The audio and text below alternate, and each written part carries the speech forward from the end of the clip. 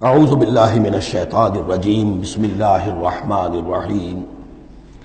اب یہ طویل رکوع جو ہے یہ ہے حضور سے خطاب میں۔ انہ لتنزیل من رب العالمین وانہ لتنزیل رب العالمین، اور یقیناً یہ قرآن جو ہے یہ تنزیل ہے تمام جہانوں کے پروردگار کی، اس کی طرف سے نازل کی جا رہی ہے۔ نزل بہ الروح الامین، اس کو لے کر اترے ہیں یا اس کو اتارا ہے روح الامین نے۔ الروح الامین، امین فرشتہ یعنی حضرت جبرائیل علیہ الصلوۃ والسلام، علی قلبک، آپ کے دل پر۔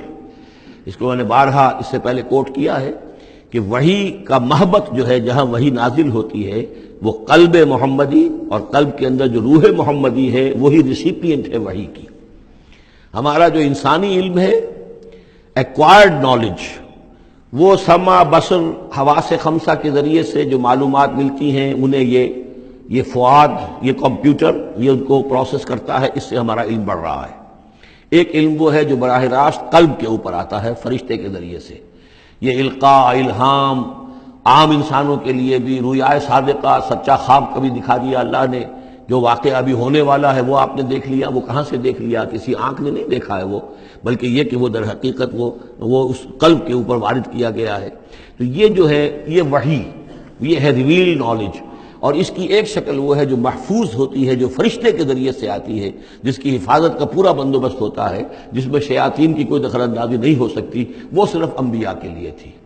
اس وحی کا دروازہ محمد رسول اللہ صلی اللہ علیہ وسلم کے بعد بند ہو گیا۔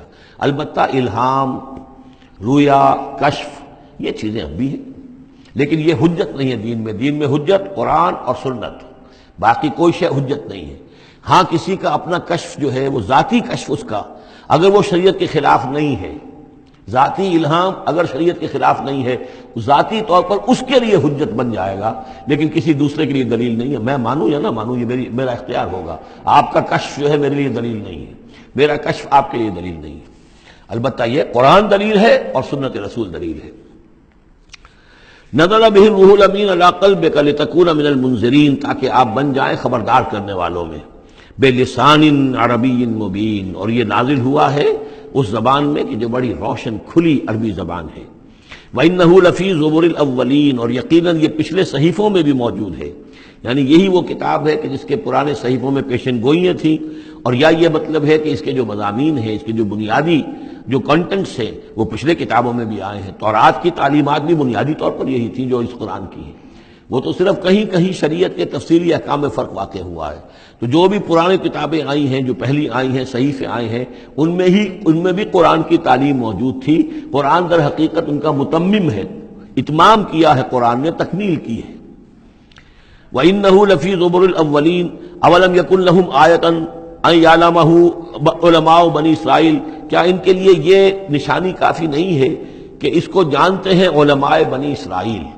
یہ اور بنی اسرائیل کے علماء جانتے ہیں کہ اب یہ جو کتاب آ رہی ہے محمد رسول اللہ کی جو بعثت ہوئی ہے وہ یقیناً اللہ کی جانب سے ہے۔ وَلَوْ نَزَّلْنَاهُ عَلَىٰ بَعْضِ الْأَعْجَمِينَ، اور اگر ہم نے اس قرآن کو نازل کر دیا ہوتا کسی عجمی پر، فَقَرَأَهُ عَلَيْهِمْ مَا كَانُوا بِهِ مُؤْمِنِينَ، اور وہ ان کو پڑھ کر سناتا یہ قرآن، تب بھی یہ ایمان لانے والے نہیں تھے۔ یعنی کہ وہ تو پھر کھلا معجزہ ہو جاتا کہ ایک عجمی شخص ہے جس کی مادری زبان عربی نہیں ہے، وہ آ کر عربی قرآن سنا رہا ہے۔ ہم یہ بھی کر سکتے تھے، لیکن پھر بھی یہ ماننے والے نہیں تھے۔ كَذَلِكَ سَلَكْنَاهُ فِي قُلُوبِ الْمُجْرِمِينَ، اسی طریقے سے ہم نے اسے ان کے مجرموں کے دلوں کے اندر اس انکار کو گھسا دیا ہے۔ انکار ان کے دلوں میں بیٹھ چکا ہے۔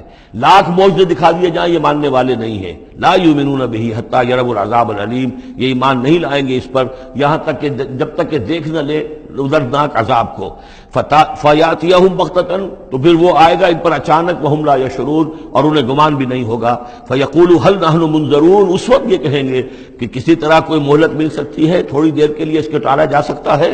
هل نحن منظرون افبعذابنا یستعجلون، لیکن اس وقت تو حالت یہ ہے کہ ہمارے عذاب کی جلدی مچا رہے ہیں، لے آؤ جلدی سے عذاب ہے محمد صلی اللہ علیہ وسلم، ہم تو تنگ آ چکے ہیں تمہاری باتیں سن کر۔ افبعذابنا یستعجلون، تو کیا یہ ہمارے عذاب کی جلدی مچا رہے ہیں؟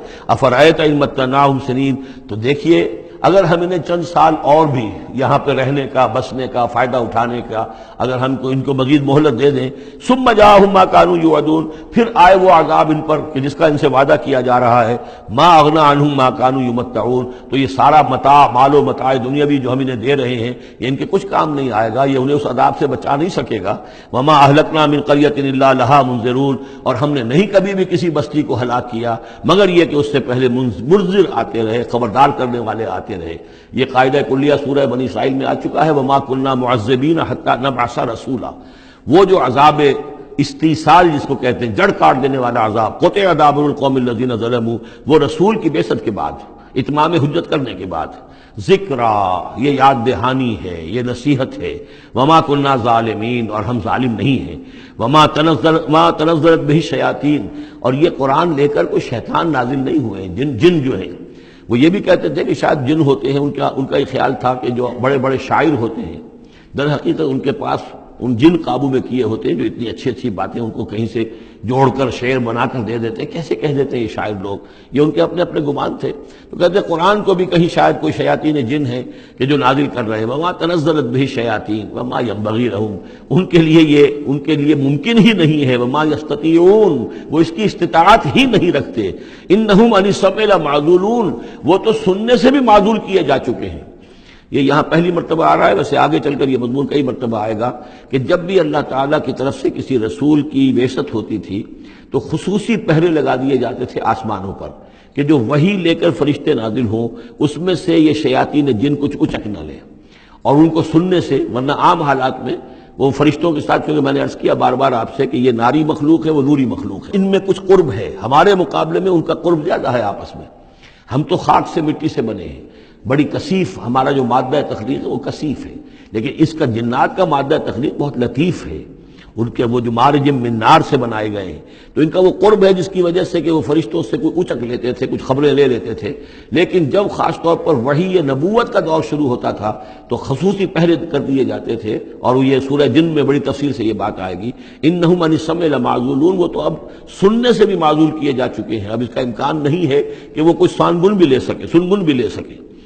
فلا تدعوا مع اللہ الہا آخر، تو مت پکارو اللہ کے ساتھ کسی اور الہ کو، فتکون من المعذبین، تو تم ہو کر رہو گے معذبین میں سے جنہیں عذاب دیا جائے گا۔ وانذر عشیرتک الاقربین، اور خبردار کیجئے اپنے قریبی رشتہ داروں کو۔ اس آیت نے ثابت کر دیا کہ یہ سورہ مبارکہ بڑے ابتدائی دور کی ہے، اس لیے کہ یہ تقریباً سن 3 نبوی کے اندر یہ آیت نازل ہوئی ہے، جس کے بعد کہ حضور نے پھر بلایا ہے، اپنے بنو ہاشم کو جمع کیا ہے، حضرت علی سے کہا کہ کھانے کا بندوبست کیجئے۔ حضرت علی آپ ہی کے گھر میں رہتے تھے، وہی زیر کفالت بھی تھے، زیر تربیت بھی تھے، کھانے کا اہتمام کیا، بنو ہاشم کو جمع کیا، حضور دعوت دینے کھڑے ہوئے، لیکن وہ سمجھ تو چکے تھے کہ اس کام کے لیے ہے۔ کھانا کھا کر انہوں نے شور مچایا، ہنگامہ کیا، چلے گئے اور آپ کی بات نہیں سنی۔ اس کے بعد چند دن اور آپ نے پھر بیچ میں ڈال کر وقفہ دے کر پھر آپ نے دوبارہ اہتمام کیا۔ اب جب لوگوں نے کھانا کھا لیا تو کچھ شرم آئی ہوگی انہیں، جب 2 مرتبہ کھانا کھایا تو اب تو بہرحال جو کچھ کہنا چاہتے ہیں سن تو لو۔ تو حضور نے پھر خطبہ دیا، اور وہ خطبہ جو ہے بہت عظیم خطبات میں سے ہے۔ میرا چھوٹا سا کتابچہ ہے دعوت اللہ، اس میں میں نے وہ درج کیا ہوا ہے۔ میں حیران ہوں، اصل میں ہمارے ہاں حدیث کی کتابوں میں میری علم کی حد تک موجود نہیں ہے، اہل تشیع کے ہاں جو ہے یہ موجود ہے، خطبات نبوی کے نام سے یہ خطبہ جو ہے اس میں درج ہے۔ ان کے ہاں جو نہج البلاغہ جو شائع ہوتی ہے، حضرت علی رضی اللہ تعالیٰ عنہ کی طرف منسوب ہے، ان کے خطبات اور ان کے خطوط وغیرہ ہیں، لیکن اسی میں ایک حصہ ہے حضور صلی اللہ علیہ وسلم کے خطبات کا۔ لیکن مجھے یہ بہت وثوق سے محسوس ہوتا ہے کہ وہ خطبہ ہے وہ کہ جو وہاں دیا گیا ہے، کہ جو حضور نے بنو ہاشم کو جمع کر دیا ہے۔ اس وقت نہیں ہے کہ میں آپ کو خطبہ پورا سناؤں، لیکن دعوت اللہ اور انگریزی میں اس کا ترجمہ بھی کال ٹو اللہ موجود ہے، جس میں یہ پورا متن اس کا موجود ہے، بہت مختصر خطبہ ہے، لیکن بہرحال اس سے ثابت ہوتا ہے وانذر عشیرتک الاقربین۔ اور دوسرا یہ کہ یہ آیت بالکل اسی ردم میں ہے، اسی ٹیون میں ہے جو چلا آ رہا ہے، ایسا نہیں ہے کہ کوئی بعد کی آیت لا کر یا شروع کی آیت لا کر بعد والی جگہ میں، بلکہ یہ مسلسل خطبہ ایک ہی نظر آ رہا ہے۔ تو یہ سورہ مبارکہ جو اپنے سٹائل کے اعتبار سے بھی کہ چھوٹی آیتیں اور جو بہاؤ ہے وہ تیز ہے، فلو تیز ہے، مضامین جو ہے اس اعتبار سے اگر دیکھا جائے تو اس کا واقعتاً یہ بھی جیسے سورہ ہجر اس گروپ میں ہے، ابتدائی 4 سال کی صورتوں میں سے ایک صورت، اسی طریقے سے اس گروپ میں یہ سورہ شعراء ہے۔ وانذر عشیرتک الاقربین واخفض جناحک لمن اتبعک من المؤمنین، اور اپنے آپ کندھوں کو، بازوؤں کو جھکایا کیجیے ان لوگوں کے لیے تواضع میں کہ جو آپ پر ایمان لائے ہیں اور جو آپ کا اتباع کر رہے ہیں، یعنی ان کی دلجوئی کیجیے، ان کے دلوں کو اپنے ہاتھ میں لیجیے۔ واخفض جناحک لمن اتبعک من المؤمنین، یہ آ چکا ہے سورہ ہجر کے اندر بھی، بلکہ یہ بھی ایک بہت قرب ہے، سورہ ہجر کے آخر میں بھی یہ الفاظ آئے ہیں، واخفض جناحک للمؤمنین۔ یہاں صرف یہ ہے کہ واخفض جناحک لمن اتبعک من المؤمنین، وہاں تھا واخفض جناحک للمؤمنین۔ فَإِنْ عَصَوْكَ فَقُلْ إِنِّي بَرِيءٌ مِّمَّا تَعْمَلُونَ، پھر یہ اگر آپ کی نافرمانی کریں، آپ کی بات ماننے سے انکار کر دیں، تو کہہ دیجئے کہ میں بری ہوں اس سے جو تم کر رہے ہو۔